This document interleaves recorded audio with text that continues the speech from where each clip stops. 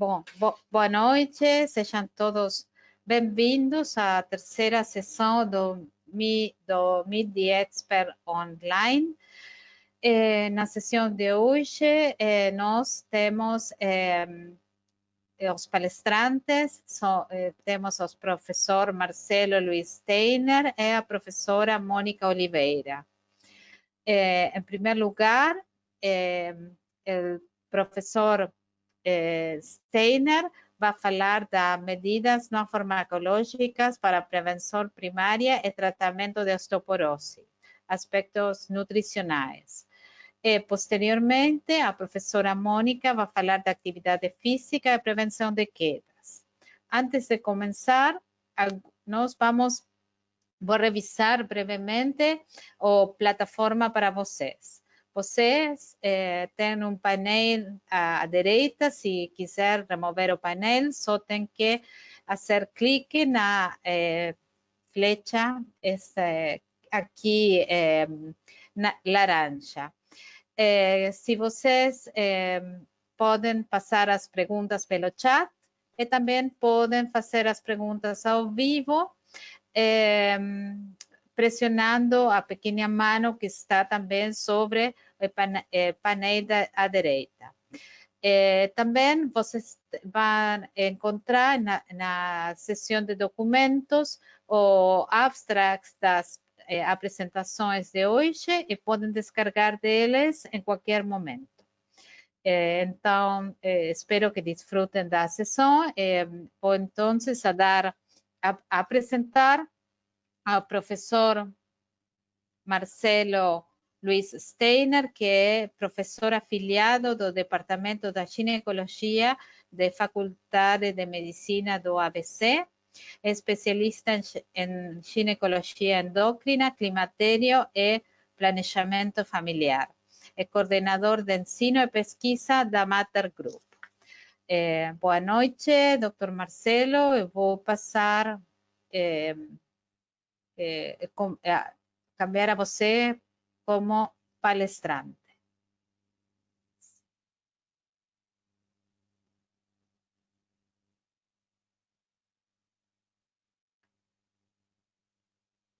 Professor Marcelo, vocês... está. Estamos vendo sua tela já. Estão vendo a minha tela? Tá ótimo, então. Sim. Bom, primeiro gostaria de agradecer a IOF, em nome da Mônica, pelo convite e pela apresentação, e também parabenizar a Febrasgo, a Abraço e a própria IOF pela organização desse curso. Bom, nos próximos 20 minutos, vou conversar um pouquinho sobre a nutrição e como os nutrientes podem ser benéficos na prevenção da massa óssea e na saúde óssea. Bom, aqui minha apresentação, minha declaração de conflito de interesse.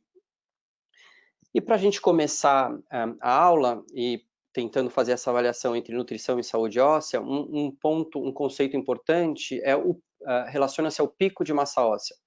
Para o indivíduo ter um esqueleto saudável, o primeiro passo é ele fazer um bom pico de massa óssea, que é definido em grande parte pela genética, mas ele é impactado pelos hábitos de vida. Então, se desde a infância, adolescência e no período adulto jovem, esse indivíduo tem bons hábitos de vida, e aí a nutrição entra de maneira importante nesse aspecto, ele vai ter um bom pico de massa óssea e uma saúde óssea boa. Já ao contrário, se ele não tem bons hábitos de vida, uma má nutrição, no caso, esse pico de massa óssea ele é comprometido e esse tecido ósseo aí, no final da vida, acaba trazendo problemas para esse indivíduo. Então, esse é o primeiro aspecto importante que eu considero em relação à nutrição. Desde a infância e ao longo dos primeiros anos de vida e até adulto jovem, é importante ter uma boa nutrição. Um outro aspecto importante relacionado à saúde óssea é o remodelamento ósseo. O osso ele é renovado em torno de 10% por ano. Então, há uma troca de osso velho por um osso novo. E esse processo de remodelamento é feito através de um alto custo energético. Então, ter energia aí, através da nutrição é importante para todos os indivíduos terem um bom esqueleto ósseo. E, principalmente para as mulheres, quando elas entram na menopausa, acontece um desequilíbrio nesse remodelamento com um aumento muito importante da reabsorção sem um acompanhamento da formação. Então, essa mulher acaba perdendo massa óssea. E aí também nesse período em que se tem risco maior de desmineralização e um processo de inflamação, a dieta e a suplementação podem ser bastante importantes. Então, de maneira geral, são 2 pontos já em que a nutrição está relacionada com a saúde óssea. Um outro ponto importante, isso cada vez as evidências estão mostrando, é o tecido ósseo como um órgão endócrino. Então, há muita relação entre tecido gorduroso, tecido muscular e tecido ósseo. E aí, se nós pensarmos em extremos de metabolismo energético, aquele indivíduo que tem pouca entrada de energia, caloria, ele tem um impacto tanto no tecido gorduroso, também no tecido muscular e, consequentemente, no tecido ósseo, já que eles são todos interrelacionados. E esse tecido não é saudável. De maneira oposta, aquele indivíduo que tem uma alta quantidade de caloria, ele também tem um aumento da gordura, tecido gorduroso, tem uma musculatura permeada por gordura e também tem um tecido ósseo com má qualidade. Então, os extremos nunca são importantes quando a gente pensa no tecido ósseo. Então, de maneira geral, o metabolismo energético saudável para o tecido ósseo ele tem que estar num equilíbrio, nem muito restrito, nem muito aporte. Isso também é algo aí, de maneira geral, importante se falar. E aí sim, a nutrição, como eu já falei, ela é importante no pico de massa óssea, é importante no auxílio na diminuição do impacto de perda óssea na pós-menopausa, também relacionado a um processo inflamatório que pode acontecer no idoso, é envolvida na qualidade do tecido ósseo, quanto melhor, mais nutrientes, maior aporte energético, melhor a qualidade óssea. Também tem um aspecto na musculatura, diminuindo o risco de fratura, o que leva a diminuição de risco de quedas, o que leva a diminuição de fratura. Então, a nutrição, de maneira geral, é muito importante para a prevenção da massa óssea e também diminuição de risco de fratura. Agora, cada vez mais nós somos desafiados no consultório com diversos tipos de dietas, estados nutricionais, e às vezes fica difícil nós entendermos como adaptar cada um dessas dietas. Então, eu vou tentar individualizar alguns macronutrientes e micronutrientes para entender a importância deles no tecido ósseo e também falar um pouquinho de dietas, padrão de dieta que também são importantes. Antes de entrar especificamente no assunto, eu quero lembrar que, primeiro, há muita paixão em relação à nutrição em alguns estudiosos, então a gente pode sempre ser sujeito a críticas. Agora, a evidência dos estudos nutricionais, elas costumam ter baixa qualidade justamente porque as metodologias são muito heterogêneas, é difícil padronizar dietas, ainda mais por longos períodos. Então, normalmente, os estudos, você não consegue fazer ensaios clínicos, os estudos são observacionais, o que é difícil de estabelecer uma causa e efeito. É muito difícil você fazer uma regra específica para um único nutriente, né? É muito difícil fazer isso. Avaliar desfecho no curto e no longo prazo, às vezes é pouco tempo para se avaliar e, por outro lado, é difícil você manter padrão de dieta no longo prazo específico. E, por fim, também, o nosso desfecho, aí, massa óssea e fratura, são influenciados por muitos outros fatores além da nutrição. Então, é importante ter isso em mente quando a gente for tratar das evidências que eu vou falar aqui daqui para frente. Bom, mas de qualquer forma, eu trouxe essa evidência publicada aqui, esse estudo publicado em 2019, que eu achei muito interessante, uma revisão feita por esse autor, que ele trouxe que restrição calórica sem auxílio de exercício está associada à perda de massa óssea.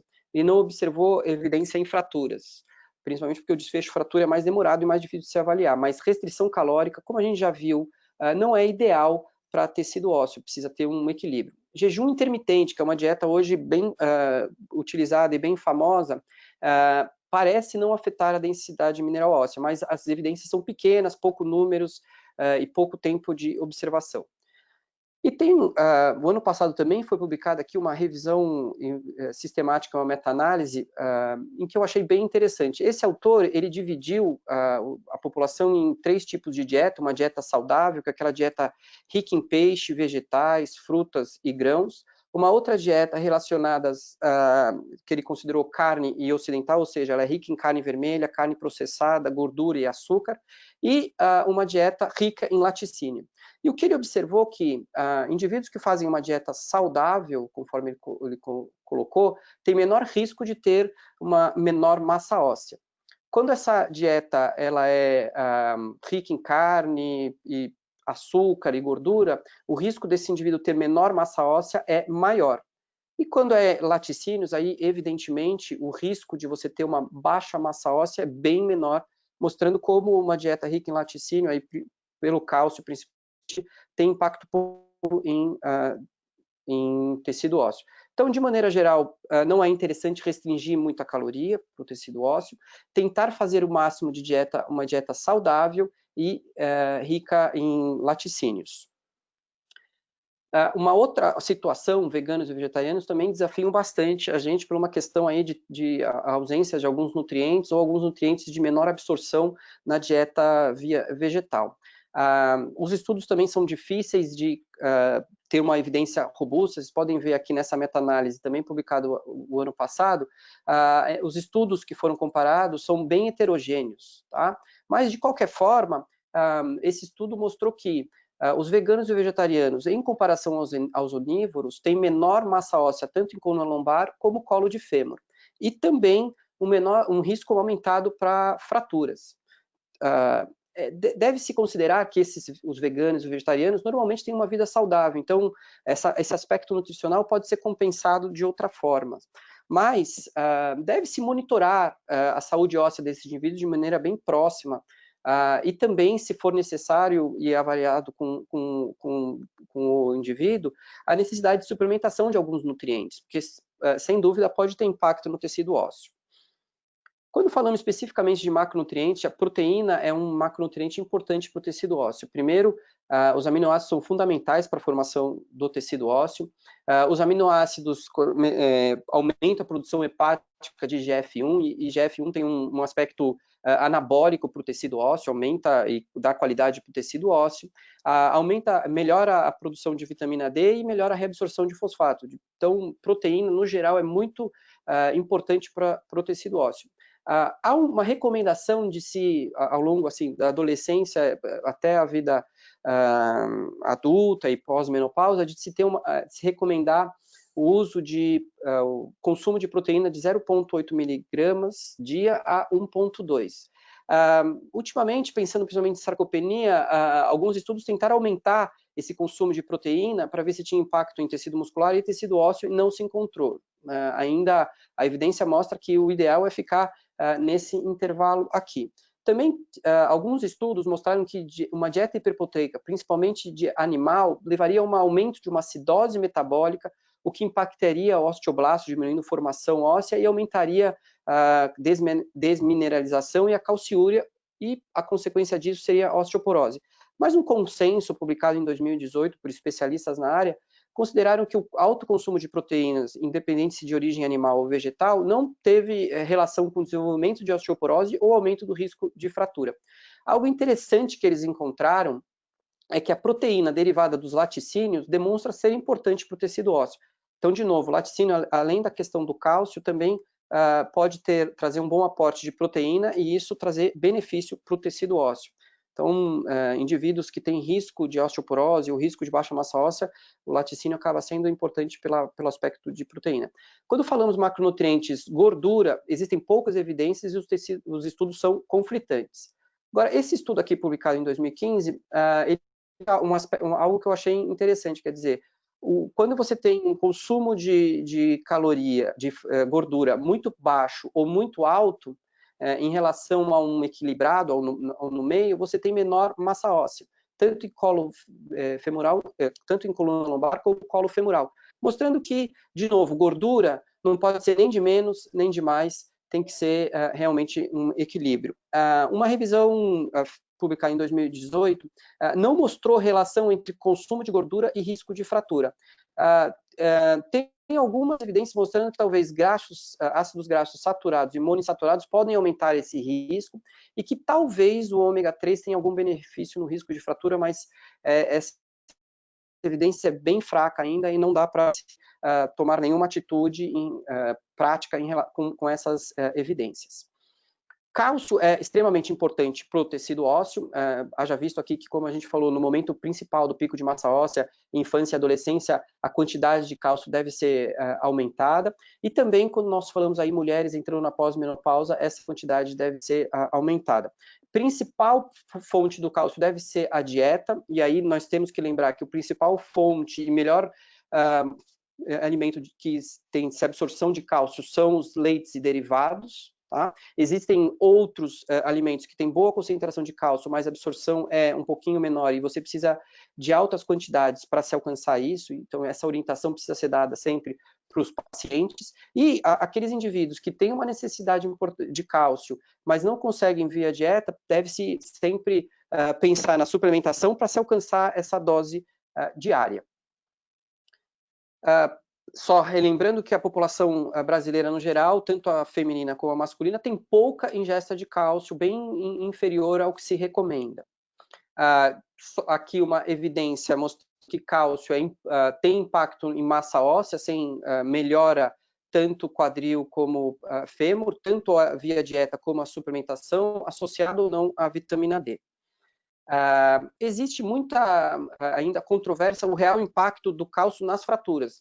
Existem bons estudos mostrando que há benefício e outros mostrando que não existe esse benefício.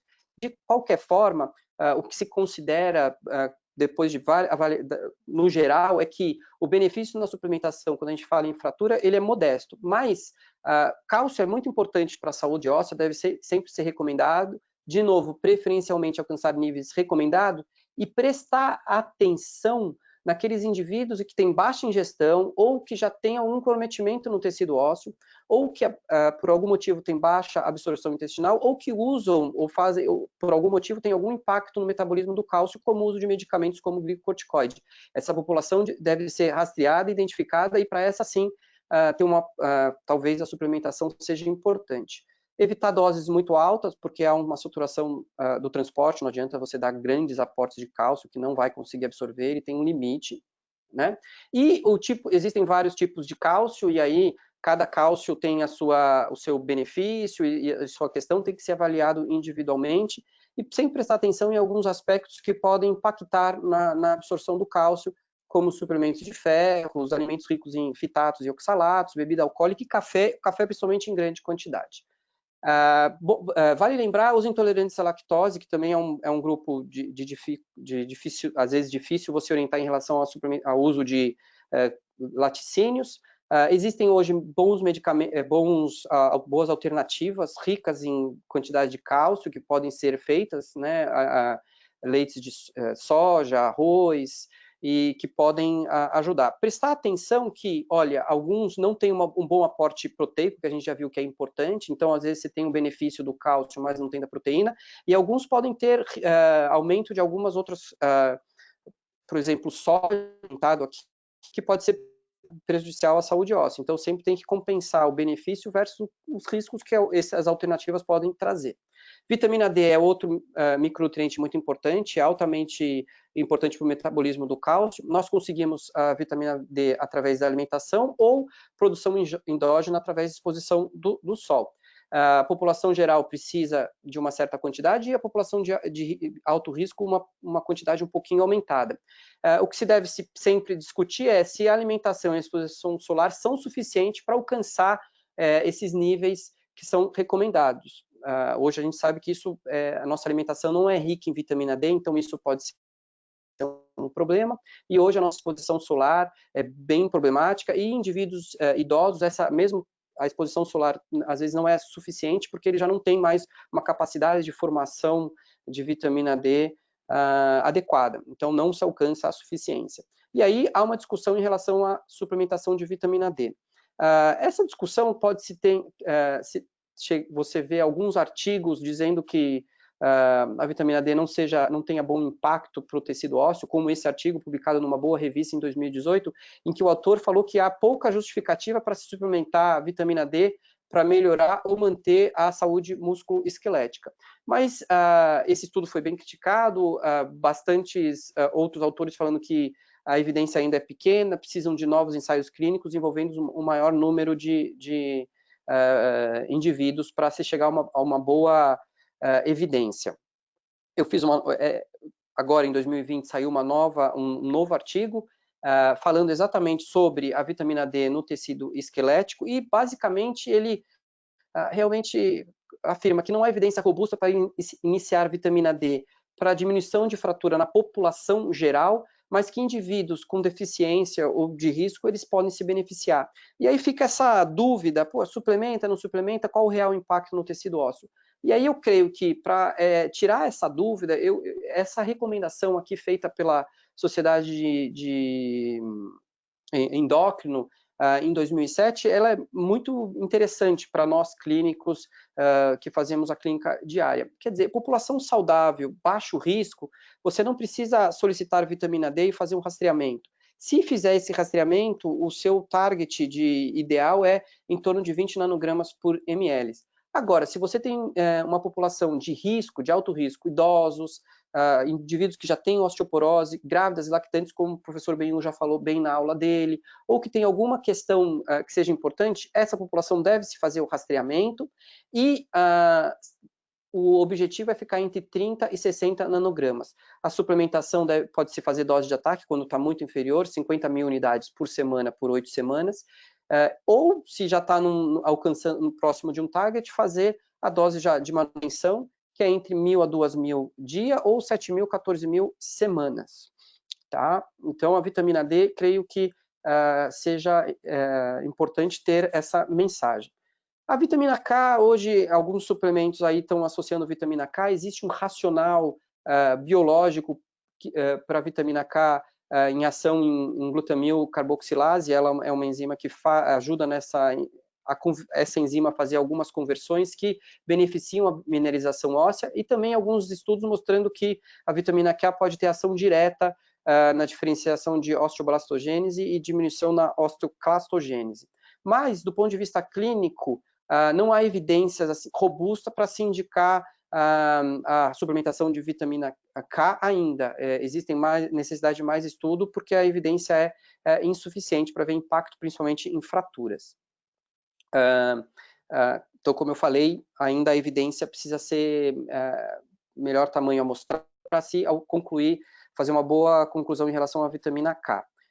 O magnésio também existe um racional para efeitos tanto diretos como indiretos, que podem ter um benefício em relação à diminuição do risco de osteoporose, mas também existe ainda muita controvérsia em relação a essa suplementação. Novos estudos mais robustos precisam ser feitos para tanto avaliar a eficácia como a segurança dessa suplementação. Agora, indivíduos que você percebe que tem baixo consumo desses dois micronutrientes, cálcio e magnésio, pode-se fazer essa suplementação sem dúvida. E, para terminar, de conclusões gerais, já que está dando aqui os meus 20 minutos que foi me dado para essa aula, a mensagem final é que a nutrição deve ser saudável e equilibrada para você desde o início, desde a infância e ao longo da vida, para você ter um bom tecido ósseo. Veganos e vegetarianos devem ser monitorados e se criar uma estratégia específica de suplementação quando necessário. O consumo adequado de proteína, principalmente na infância e adolescente e no adulto jovem, são bem importantes e deve se manter ao longo da vida. Tomar cuidado com o alto consumo de caloria proveniente de gordura, que isso pode ter um impacto negativo na saúde óssea. Cálcio e vitamina D devem ser estimulados durante toda a vida e são um passo importante para você ter uma boa saúde óssea. E a suplementação deve ser baseada na avaliação individual de cada indivíduo. E vitamina K e magnésio ainda precisam de melhor evidências para a gente saber o real impacto na saúde óssea e no risco de fratura. Eu agradeço a atenção de todos e, mais uma vez, o convite da IOF para ministrar essa aula. Boa noite a todos. Muito obrigado, professor Marcelo. É muito boa a sua apresentação. Agora, um minuto, nós vamos escutar a... Ai, Deus. Perdão. Nós vamos escutar a apresentação da professora Mônica Oliveira, que é doutora em fisiatra da Universidade Federal de São Paulo. Doutora Mônica, já podemos escutar a você. Oi?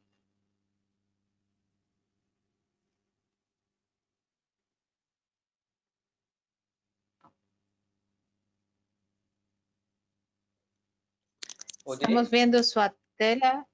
Oi, Mônica?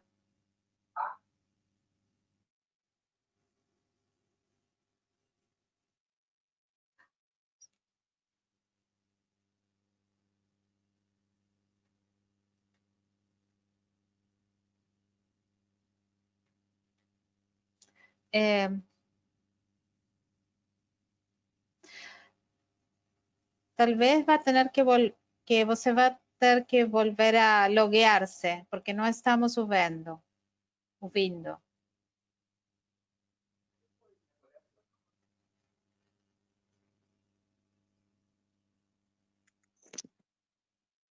Olá?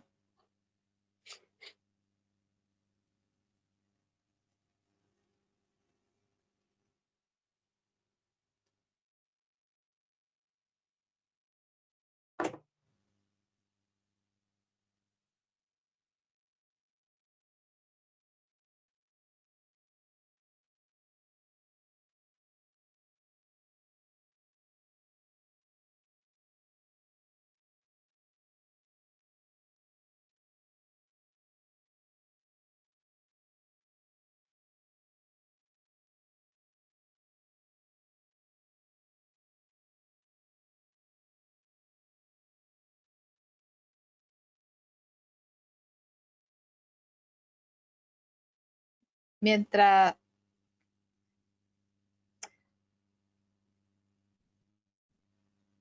vamos mientras podemos solucionar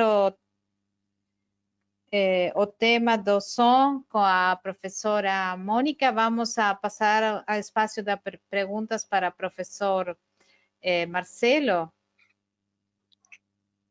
Então,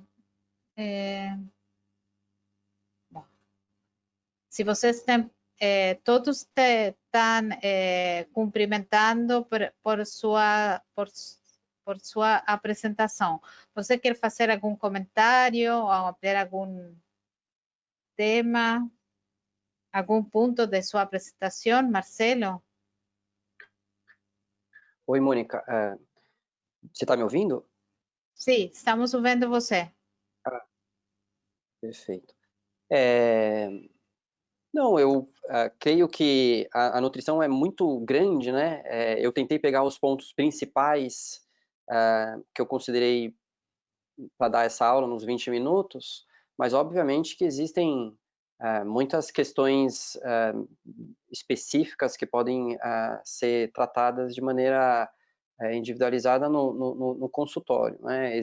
Se a gente pegar indivíduos que têm algumas intolerâncias, indivíduos que tiveram cirurgia bariátrica, indivíduos que têm uma dificuldade de ter uma dieta alimentar rica em vegetais, verduras e tem realmente muito alto consumo de proteína, tal, que pode ser prejudicial, enfim.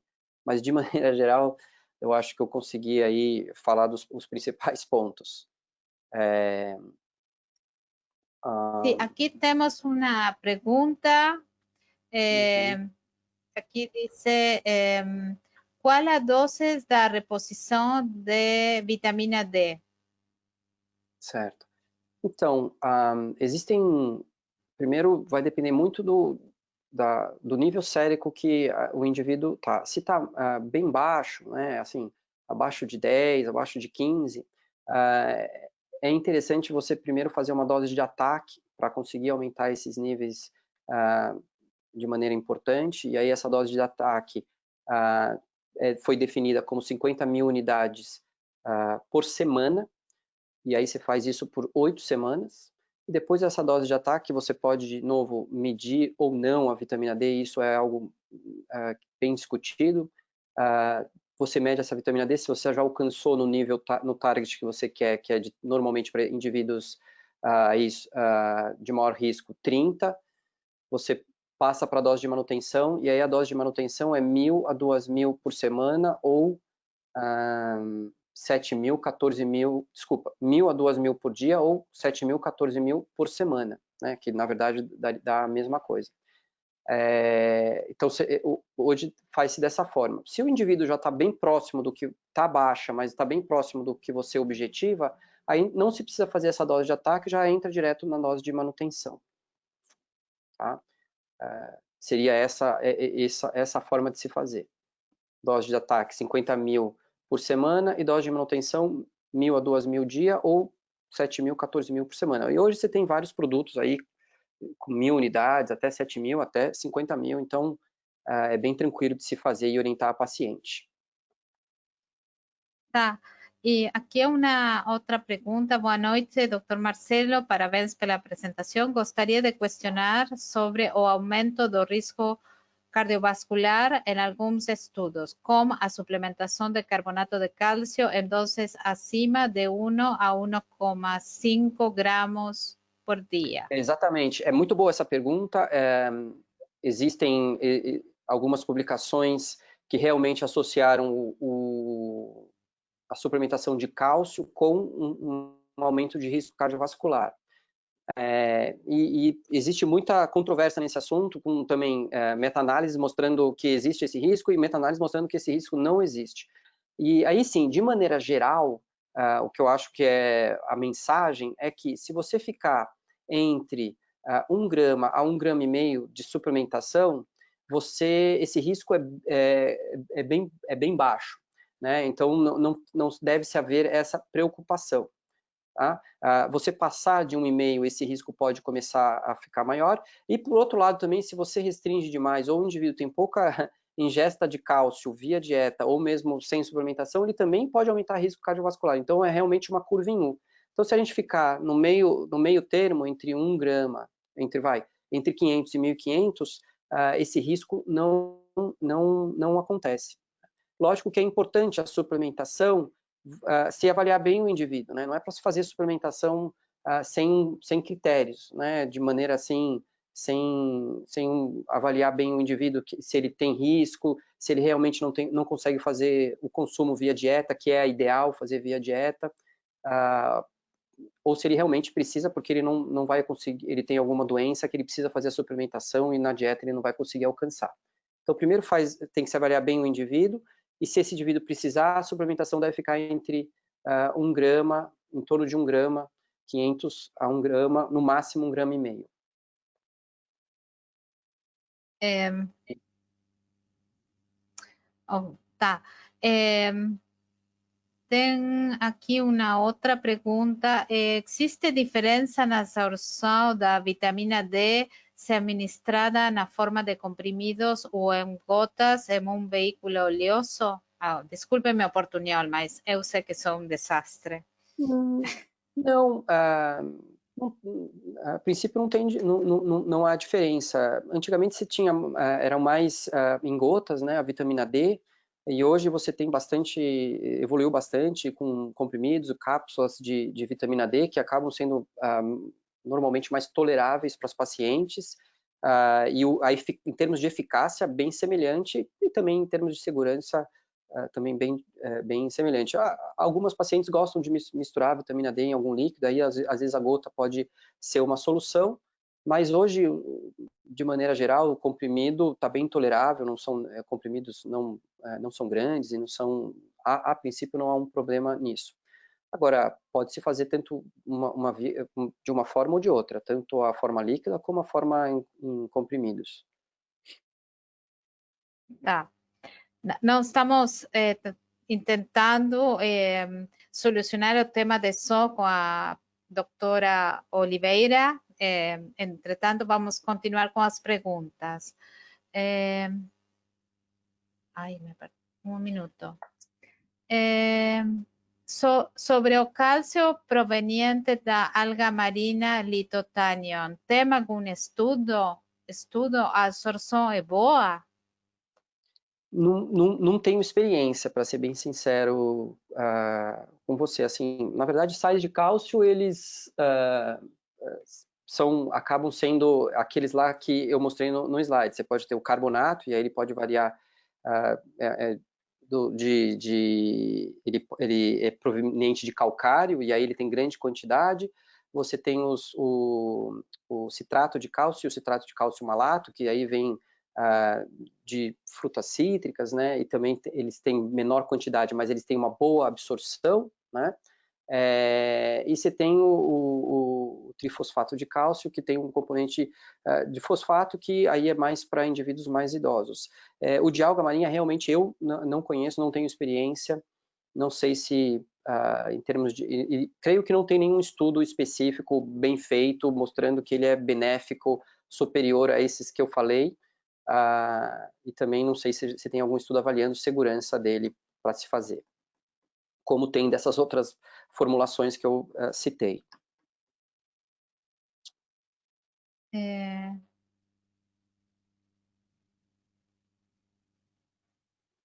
Aqui pergunta se há uma pergunta no pós-bariátrica, vale a pena usar o citrato de cálcio? Sim, normalmente indivíduos que têm a cloridria, é melhor usar o citrato de cálcio ou o calcitrato malato, que eles têm melhor absorção, né? Apesar de ter menos cálcio elemento no sal, e aí você tem que fazer comprimidos maiores, tal, ele tem uma melhor absorção. E aí, indivíduos que podem ter efeito bariátrico, que pode ter alguma questão em relação à acidez gástrica, que o carbonato de cálcio é importante para ser bem ácido para ele ser absorvido, no citrato e no calcitrato malato, esse problema não existe. Então, é melhor sim, em bariátricos ou indivíduos que têm aí a cloridria, usar o citrato ou calcitrato malato. Tá. Quais os problemas clínicos quais são os problemas clínicos nas superdosagens? Superdosagem do cálcio? Acho que da vitamina D. Por quê? Primeiro, assim, a superdosagem de vitamina D é bem difícil, né? Você alcançar a superdosagem de vitamina D. Mas você pode começar a ter um aumento porque em grandes quantidades a vitamina D vai estimular a reabsorção de cálcio e vai começar você pode ter uma hipercalcemia, e isso pode trazer problemas de hipercalcemia, tudo que é relacionado à hipercalcemia, né, seria o risco maior. Mas eu, particularmente, na minha prática clínica, nunca tive, conversando com os endócrinos que suplementam há mais tempo, tal, poucos tiveram essa experiência, mas é algo, logicamente, que precisa sempre prestar atenção. Na forma que a gente faz, nesse que eu expliquei, na dose de manutenção e a dose de ataque, o risco é quase nulo. Agora, existem essas altas doses que o pessoal faz para objetivando outros benefícios na suplementação de vitamina D, né, principalmente aí algumas doenças autoimunes, tal, que fazem altas dosagens. Aí a necessidade do acompanhamento e do monitoramento precisa ser mais rigoroso, né? No que a gente faz é mais por uma questão de você alcançar o nível ideal mesmo, e aí fazer a dose de manutenção, e normalmente não tem nenhum impacto clínico ou algum risco de você ter uma superdosagem.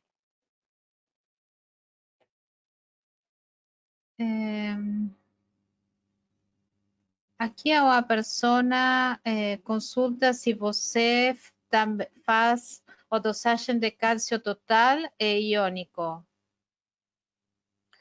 Não, normalmente, se você tem uma população que não é uma população que tenha alguma questão de desnutrição, que possa ser comprometedora, assim, normalmente você faz o cálcio total, que ele varia menos. Agora, se você tem uma população que possa ter alguma variação na questão proteica, aí talvez seja interessante você também fazer o cálcio iônico, né? Mas normalmente o cálcio total ele já dá uma boa ideia se você tem hiper ou hipocalcemia. Agora, ele vai te ajudar, ele não ajuda para você ver se você está fazendo boa suplementação de cálcio. A avaliação do cálcio sérico não serve para se avaliar a suplementação de cálcio. Aí é mais importante você, é mais racional você usar a calciúria para fazer essa avaliação.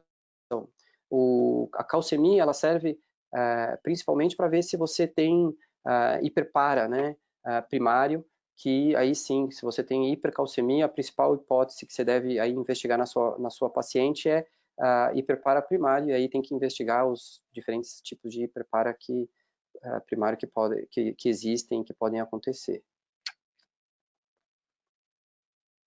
Estou recebendo no consultório paciente em uso do Litolexal que contém esse tipo de cálcio. A ver, este do cálcio anterior, de litotânio, marina, eu acho que você... eu não tenho experiência, vou ficar devendo essa daí, viu? Tá. Deixa eu ver aqui. Aqui a doutora Rodrigues Pereira pergunta se devo dar preferência para utilizar o calcitrol ou colecalciferol em paciente com doença renal crônica. Normalmente, indivíduos que têm insuficiência renal importante, eles não vão fazer a última hidroclização da vitamina D, né, a que é feita no rim, né, pela enzima 1-alfa-hidroxilase. Então, em alguns indivíduos, o importante é você fazer aí sim o calcitriol, que já é a vitamina D ativa. Mas aí a forma de tratamento é um pouquinho diferente, ela tem uma meia-vida muito mais rápida, então não é igual ao que você faz com a vitamina D que a gente estava falando anteriormente. Eu, como ginecologista, acabo não tratando muito pacientes com insuficiência renal e não tenho experiência de calcitriol, mas sem dúvida, indivíduos que têm insuficiência renal, você não vai fazer a conversão para a formativa dela, então é importante se fazer sim aí o calcitriol, que é a vitamina ativa, diretamente. Mas aí são casos bem específicos de pacientes com insuficiência renal importante e tal.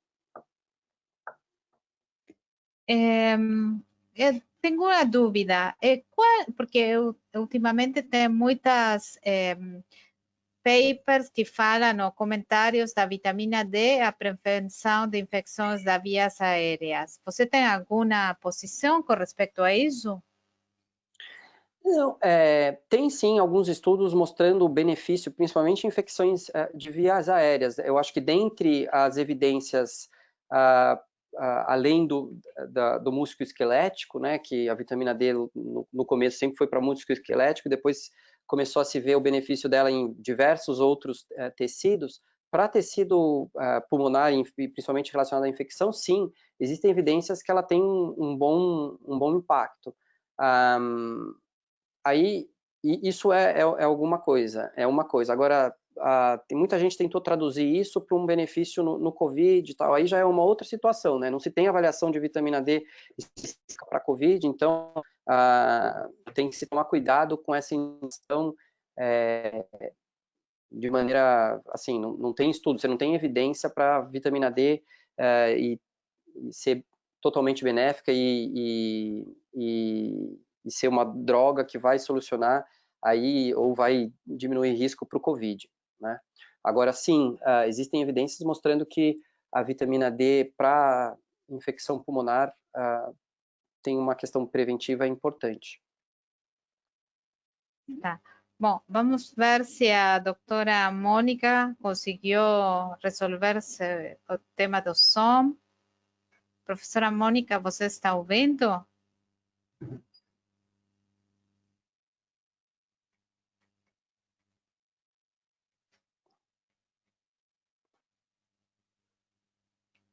Oi?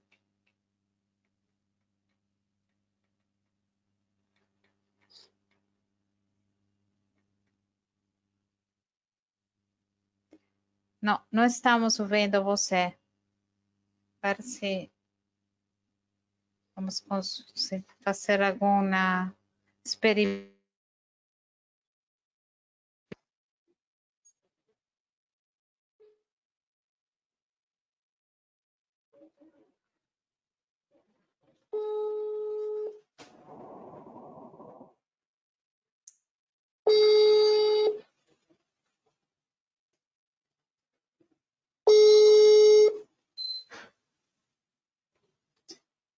Se não...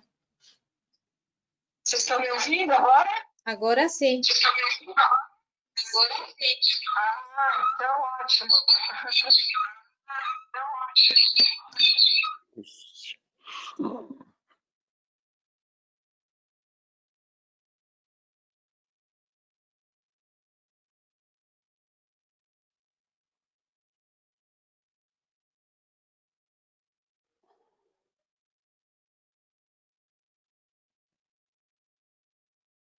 Sí, pode, adelante.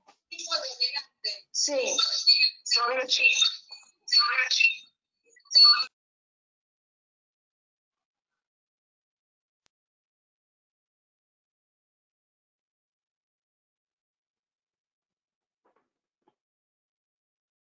Você viu minha resposta?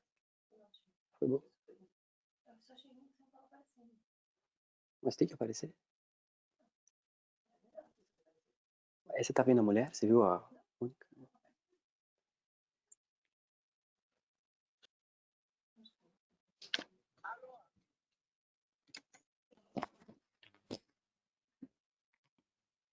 No, eu estou escuchando pelo telefone.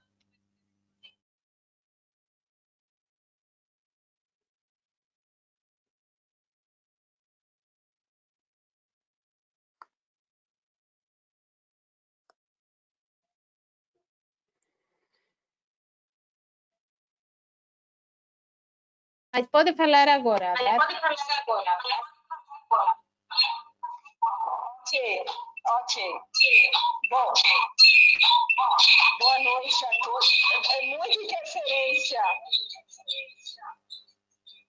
Sim. Bom, infelizmente... Boa noite a todos.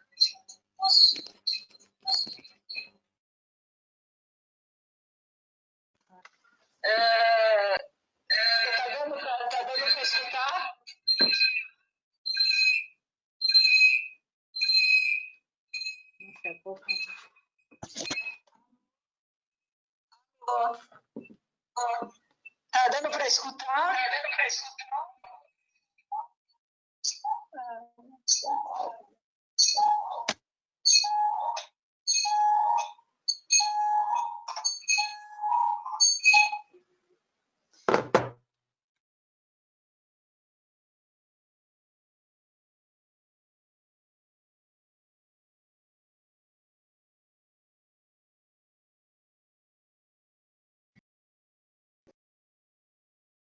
Bom, infelizmente não nós tuvimos um inconveniente com o som da professora Mônica e não conseguimos solucionar. Pedimos muitas desculpas a vocês. Bom, espero que para a próxima vamos intentar solucionar este problema. Agradecemos a todos sua participação, aos professores. Eu não sei se o professor Marcelo quer dizer algumas palavras finais.